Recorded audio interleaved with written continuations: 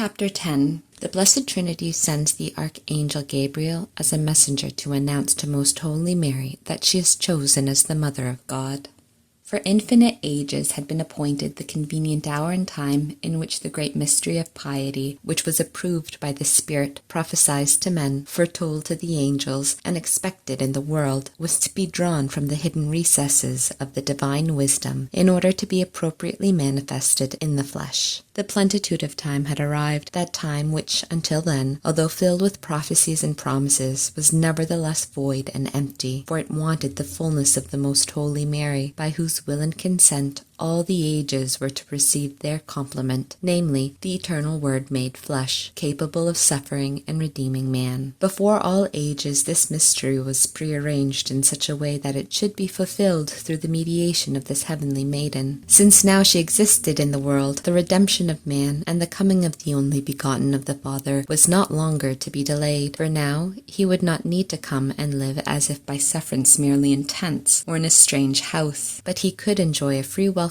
as in his temple and as in his own house, one that had been built and enriched at his own preordained expense, more so than the temple of Solomon at the expense of his father David. In this predetermined time, then, the Most High resolved to send his only begotten Son into the world, and comparing, according to our way of understanding and speaking, the decrees of his eternity with the prophecies and testimonies made to man from the beginning of the world, and all this together with the position of sanctity to which he had raised Most Holy Mary, he judged that all the circumstances were favorable for the exaltation of his holy name, and that the execution of his eternal will and decree should be made manifest to the angels, and be commenced by them. His Majesty spoke to the Archangel Gabriel in such words or language as he was accustomed to use in intimating his will to the holy angels, although God usually illumines the Holy Spirits by commencing with the higher angels, who in turn purify and illumine the others in their order, down to the least among them, thus making known the revelations of the divinity. Yet on this occasion, this usage was not maintained, for the holy Archangel received his message immediately from the mouth of God.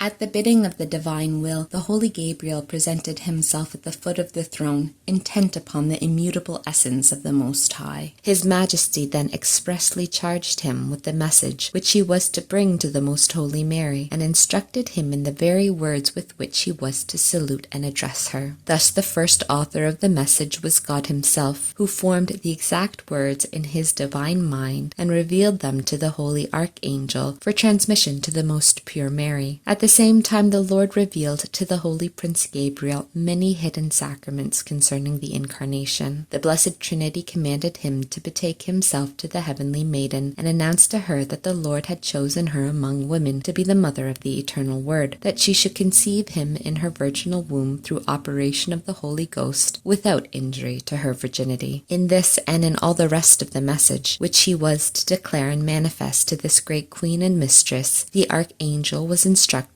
by the Blessed Trinity itself. Thereupon his Majesty announced to all the other angels that the time of the redemption had come, and that he had commanded it to be brought to the world without delay. For already in their own presence the Most Holy Mary had been prepared and adorned to be his mother, and had been exalted to the supreme dignity. The heavenly spirits heard the voice of their Creator, and with incomparable joy and thanksgiving for the fulfillment of his eternal and perfect will, they intoned new canticles of praise, repeating therein that hymn of Zion: Holy, holy, holy art thou, God and Lord Sabaoth. Just and powerful art thou, Lord our God, who livest in the highest, and lookest upon the lowly of the earth. Admirable are all thy works, most high and exalted in thy designs. The supernal Prince Gabriel, obeying with singular delight the divine command, and accompanied by many thousands of most beautiful angels in visible forms, descended from the highest heaven. The appearance of the great prince and legate was that of a most handsome youth of rarest beauty. His face emitted resplendent rays of light. His bearing was grave and majestic, his advance measured, his motions composed. his words weighty and powerful. His whole presence displayed a pleasing, kindly gravity, and more of godlike qualities than all the other angels until then seen in visible form by the heavenly mistress. He wore a diadem of exquisite splendor, and his vestments glowed in various colors full of refulgent beauty. Enchased on his breast, he bore a most beautiful cross, disclosing the mystery of the Incarnation, which he had come to announce. All these circumstances were calculated to rivet the affectionate attention of the most prudent queen.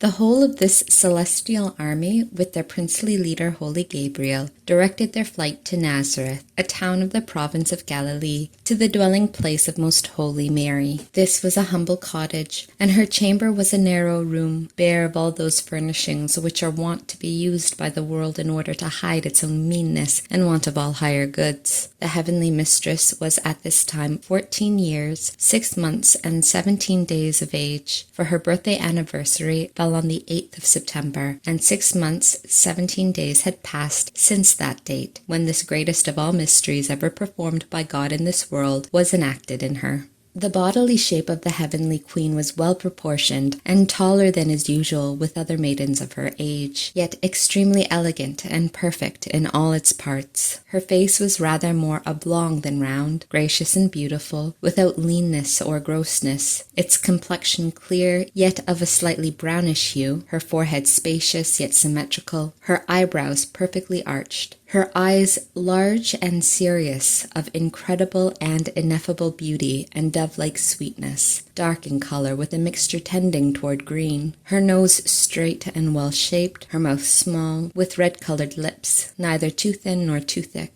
All the gifts of nature in her were so symmetrical and beautiful that no other human being ever had the like. To look upon her caused feelings at the same time of joy and seriousness, love and reverential fear. She attracted the heart and yet restrained it in sweet reverence. Her beauty impelled the tongue to sound her praise, and yet her grandeur and her overwhelming perfections and graces hushed it to silence. In all that approached her, she caused divine effects not easily explained.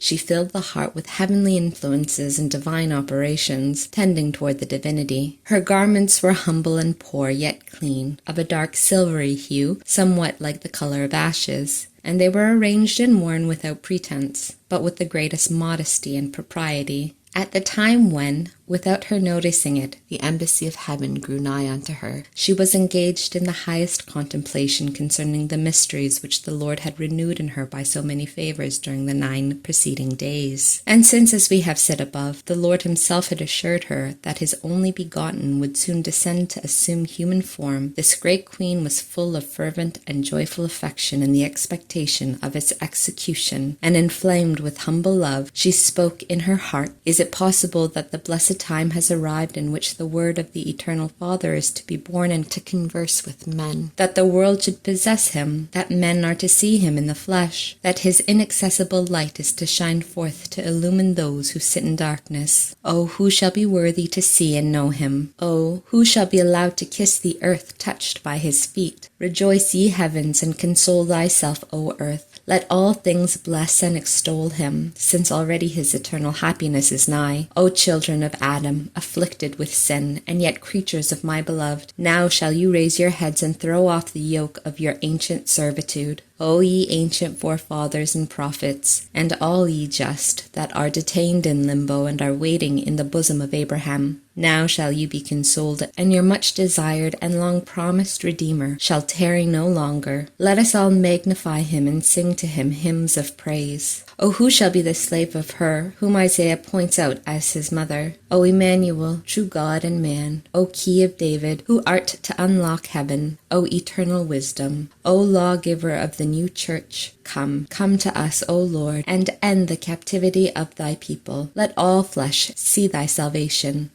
In these petitions and aspirations, and in many more too deep for my tongue to explain, the Most Holy Mary was engaged at the hour when the holy angel Gabriel arrived. She was most pure in soul, most perfect in body, most noble in her sentiments, most exalted in sanctity, full of grace, and so deified and pleasing in the sight of God that she was fit to be his mother and an instrument adapted for drawing him from the bosom of the Father to her virginal womb. She was the powerful means of our redemption, and to her we owe it on many accounts. And therefore it is just that all generations and nations shall bless and forever extol her. What happened at the entrance of the heavenly embassy I will relate in the following chapter.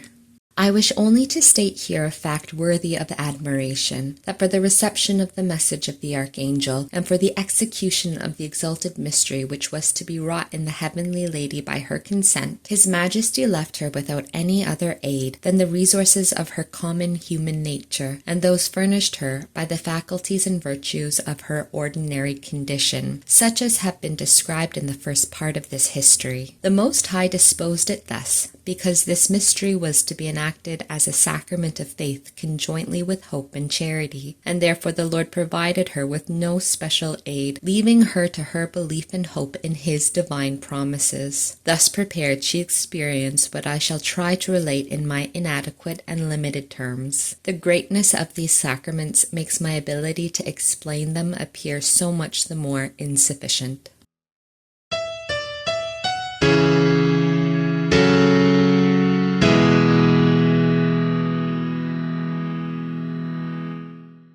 Instruction of the Queen of Heaven.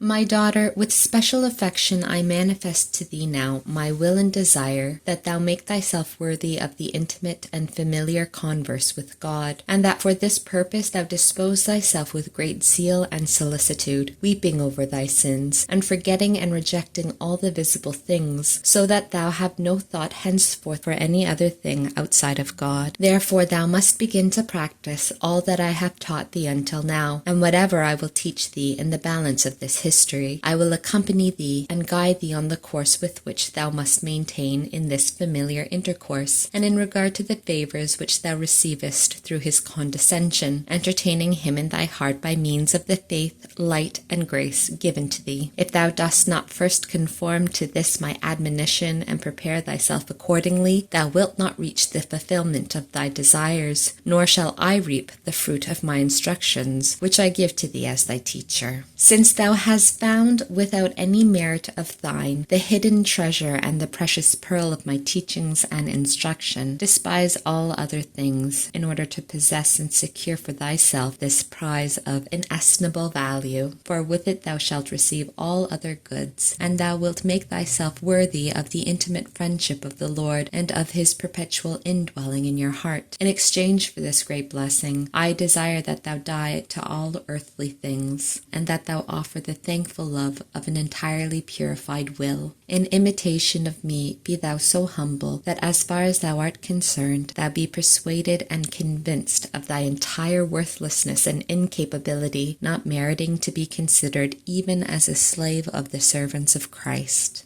Remember, I was far from imagining that the Most High had designed me for the dignity of Mother of God, and this was my state of mind although he had already promised his speedy coming into the world, and although he had commanded me to desire after him with such great affection, that on the day before the execution of this mystery I thought I would die and my heart would burst with loving sighs if the divine providence had not comforted me. He dilated my spirit with the firm hope that the only begotten of the eternal Father would descend from heaven without delay. Yet on the other hand, my humility inclined me to fear lest my presence in the world might perhaps retard his coming. Contemplate then, my beloved, this secret of my breast, and what an example it is for thee and for all the mortals. And since it is difficult for thee to understand and describe such high wisdom, look upon me in the Lord, in order that by his divine light thou mayest mediate and comprehend the perfection of my actions. Follow me by imitating me, and walk in my footsteps.